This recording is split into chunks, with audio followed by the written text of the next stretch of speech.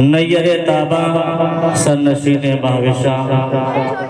جناب احمد مصطفیٰ محمد مصطفیٰ صلی اللہ تعالیٰ علیہ وسلم کی بارگاہ گوہر بار میں ہدیہ درود و سلام پیش کریں۔ پڑھیے بآواز بلند اللہم صلی علی سیدنا شفیعنا کریمنا مولانا محمد مبارک وسلم صلاۃ و سلام علیک یا رسول اللہ صلی اللہ تعالیٰ علیہ وسلم۔ پورا مجمع اس طریقے سے بیٹھا ہوا ہے جیسے کہ آپ لوگوں کو تھکا کر دیا گیا ہے۔ تھک گئے ہو کیا یار؟ یہ جو جگہ بیچ بیچ میں خالی پڑی ہے، میں بہت ہی ادب سے گزارش کروں گا کہ اگر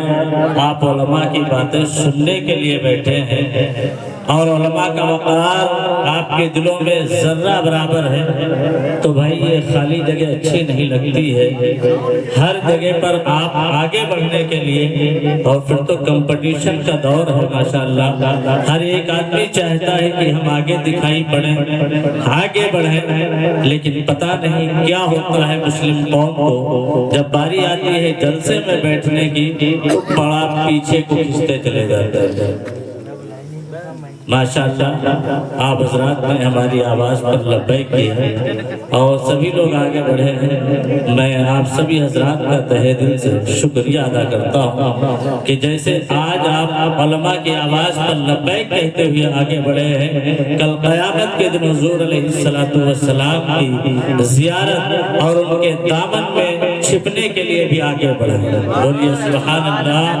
آمین برحمتک یا ارحم الراحمین۔ ماشاءاللہ کچھ اعتبار سے مجھے اس جلسے کا سسٹم اور ڈسپلن دیکھ کر کے خوشی ہوئی۔ ایک تو یہ کہ اس میں ہارن کا جو ہے استعمال نہیں ہے شاید، چونکہ بھائی ہماری تقریر کا، ہماری خطاب کا مقصد اور غرض و غایت یہی ہے کہ ہمارے سامعین تک آواز پہنچے۔ بہت ساری جگہوں پر اتنے ہارن لگا دیے جاتے ہیں کہ جو نہیں سنتا ہے اس کو بھی تکلیف ہوتی، اور جو نہ سننا چاہے اس کو سنانا بھی اچھا ہے۔ تھوڑا سا آگے کہ جب آپ پیچھے رہیں تو اچھا نہیں، کیونکہ لکھیم پور کی شان ہے ماشاءاللہ۔ اور دوسری بات یہ ہے کہ ہمارے عبد المتین صاحب ماشاءاللہ، ہم تو یہ کہتے ہیں کہ یہ تھنکنگ، یہ فکر، یہ تخیل کہاں سے بیدار ہوتا ہے کہ انہوں نے ماشاءاللہ ایک ٹاپک بھی ہمارے لیے منتخب کر دیا اور کہہ رہے تھے ہم نے سبھی علماء اکرام کو بتا دیا ہے کس کو کس موضوع سے گفتگو کرنا ہے، ورنہ حالات یہ ہے کہ لوگ موضوع کا انتخاب نہیں کرتے ہیں اور جو مائک پاتا ہے وہ اس طریقے سے جدھر چاہتا ہے ادھر چلا جاتا ہے۔ اس کو ایک دیہاتی لفظوں میں یہ کہو کہ ایسے ایسے لوگ مائک پا کر کے بے لگام ہو جاتے ہیں، یہ بھی نہیں جانتے کہ ہمیں کیا بولنا چاہیے اور ہم کیا بولنا۔ تو آج ماشاءاللہ اس نہج سے بھی میں اس جلسے کو پاک دیکھ رہا ہوں، اور کہیں کہیں تو ایسے گویے ڈھونڈ کر کے لا کر کے کھڑے کر دیے جاتے ہیں کہ بڑے بڑے علماء اکرام چاہتے ہیں کبھی یہ ختم کریں کب ہم نکلیں، اور پبلک دونوں ہاتھ اٹھا کے لبیک یا رسول اللہ، اس کا وہ ہے بالکل اس طریقے سے ناجائز استعمال کرتے ہیں کہ سارے علماء کا برا حال کر دیتے ہیں۔ آج ایسا بھی نہیں دکھ رہا ماشاءاللہ، سب جیتا جاگتا سننے سنانے کا ماحول لگ رہا ہے، سب سنجیدہ مزاج لگ رہے ہیں ماشاءاللہ۔ اللہ تبارک و تعالی ہم سب کو اسی نہج پر جو ہے جلسے کرنے اور کرانے کی توفیق رفیق رحمت فرمائے۔ حضرات، اللہ تبارک و تعالی قرآن عظیم میں ارشاد فرماتا ہے وَقَضَى رَبُّكَ أَلَّا تَعْبُدُوا إِلَّا إِيَّاهُ وَبِالْوَالِدَيْنِ إِحْسَانًا، کہ تمہارے رب نے تمہیں حکم دیا کہ تم اپنے رب کی عبادت کرو صرف، اور اپنے والدین کے ساتھ حسن سلوک لو۔ اما یبلغن عندک الکبر احدہما او کلاہما، اور اگر تمہاری لائف کے اندر ہی تمہارے پیرنٹس، تمہارے والدین اولڈ ایج کو پہنچ جائیں، بڑھاپے کو پہنچ جائیں، تو تم ان سے اف بھی نہ کہو، انہیں اوہ بھی نہ کہو، بلکہ ان کے لیے جو ہے نرم انداز میں گفتگو کرو اور ان کے لیے نرم لہجے سے ان کی بارگاہ میں پیش آؤ۔ وَخْفِضْ لَهُمَا جَنَاحَ الذُّلِّ مِنَ الرَّحْمَةِ، اور جب تمہیں ان کے سامنے پیش ہونا پڑے تو اپنے بازوؤں کو جھکا دو عاجزی و انکساری کے ساتھ، اور پاک پروردگار کی بارگاہ میں کہو وَقُلْ رَبِّ ارْحَمْهُمَا كَمَا رَبَّيَانِي صَغِيرًا، کہ اے مولا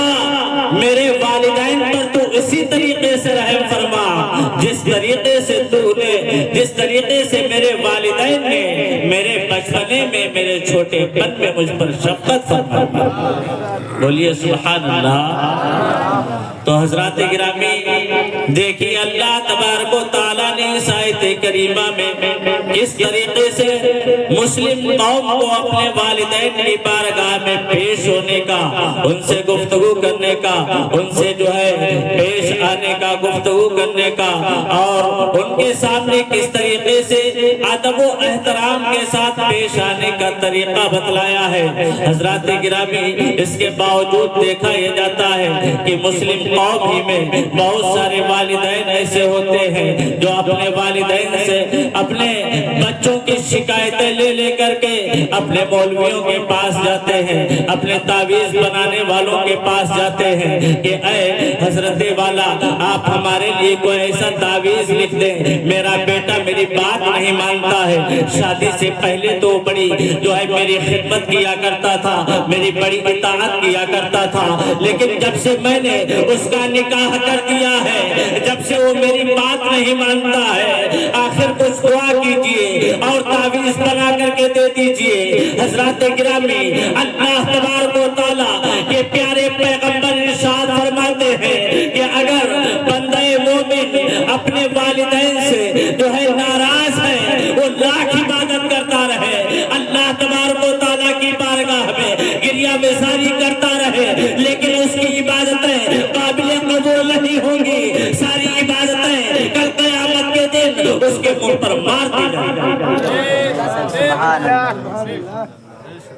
عن ابی ہریرہ قال قال رسول اللہ صلی اللہ تعالی علیہ وسلم رغم عنفہ رغم عنفہ رغم عنفہ قیل من یا رسول اللہ قال من وجد ابویہ احداہما او کلاہما فی الکبر ولم يدخل الجنہ۔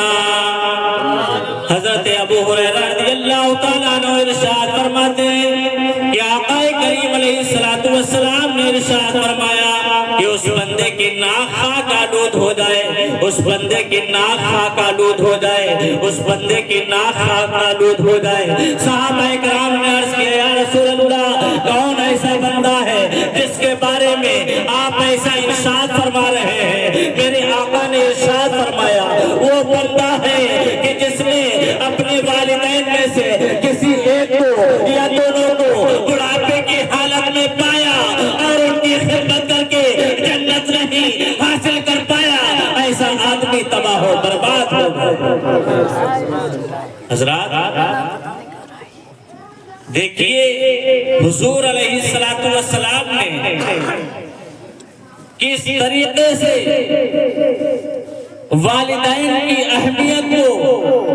اس حدیث پاک کے اندر بیان فرمایا ہے، لیکن آج آقا کریم کی امت کا حال یہ ہے کہ بیوی کی تمام خواہشات پوری کی جاتی ہیں، اگر بیوی کو زکام اور نزلہ آ جائے اور وہ بتا دے تو ایک سے ایک بہترین ہاسپٹل کے چکر کاٹنے میں اس کا شوہر فخر محسوس کرتا ہے، لیکن وہیں پر اگر اس کی والدہ یا اس کے والد پریشان حال ہے اور کہتے ہیں کہ بیٹے آج مجھے ہاسپٹل لے چلو ذرا، آج میری طبیعت علیل معلوم کرتی ہے، کہیں سے اچھا جو ہے دوائی لے آتے ہیں چل کے، ہے اے ابو جان آپ مجھ سے کرایہ لے لیں، آٹو رکشے میں بیٹھ کر کے چلے جائیں، دکھا کر کے واپس آ جائے، لیکن اپنی والد کے لیے وہ ٹائم نہیں دیتا ہے اور وہیں پر اپنی بیوی کے تمام ناز و نخرے برداشت کرنے کے لیے تیار رہتا ہے۔ کیا تم اسی پیغمبر کی امت میں ہو جس پیغمبر نے تمہیں اتنا بڑا ہدایت کا ذریعہ عطا فرمایا تھا، اتنا بڑا عرش کو ہدایت کے لیے تو ایک کلام اللہ جس کے اوپر نازل کیا گیا تھا، لیکن آج مسلمان قرآن کو بھی بھول چکا ہے، حدیث مصطفیٰ کو بھی بھول چکا ہے۔ یہی وجہ ہے کہ مسلمان جگہ جگہ پر پریشان حال ہے، مسلمان جگہ جگہ ستایا جا رہا ہے، راستے خود ہی تباہی کے نکالے ہم نے، حالات یہ ہیں مسلمانوں کے۔ حضرات گرامی آئیے آگے بڑھتے ہیں۔